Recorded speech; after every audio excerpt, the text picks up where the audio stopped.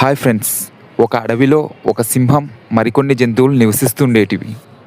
ఈ అడవికి నేనే రాజునంటూ సింహం కనిపించిన జంతువును కనిపించినట్లా చంపి ఆహారంగా స్వీకరించేది.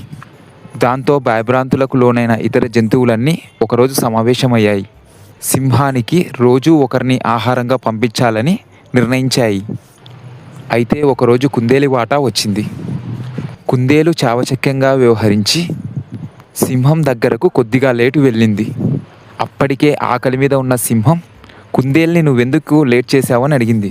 అయితే కుందేలు తాను వస్తున్న దారిలో ఒక సింహం అడ్డగించి తనే రాజునంటూ చెప్పిందని తెలిపింది. అసలే ఆకలి మీద ఉన్న సింహం కుందేలు మాటలను నమ్మి ఆ సింహం దగ్గరికి బయలుదేరింది. సింహాని కుందేలు బావి దగ్గరికి తీసుకెళ్ళి బావిలో చూపించింది. బావిలో తొంగి చూసిన సింహానికి తన ప్రతిబింబం కనిపించడంతో అక్కడ మరొక సింహం ఉందని భ్రమపడింది. సింహం గర్జించింది. ఆ సౌండ్ మళ్ళీ తనకి రిఫ్లెక్ట్ కావడంతో ఒక్క సెకండ్ కూడా ఆలోచించని సింహం తనని ఎలాగైనా చంపాలని బావిలోకి దూకేసింది. సింహం బావిలో పడి చనిపోవడంతో కుందేలు బ్రతికింది. ఇందులోని నీతి ఏమిటంటే, ఆవేశం కంటే ఆలోచన గొప్పది. తెలివిగా ఆలోచిస్తే ఎటువంటి సమస్యకైనా పరిష్కారాన్ని కనుగొనవచ్చు. Thank you friends.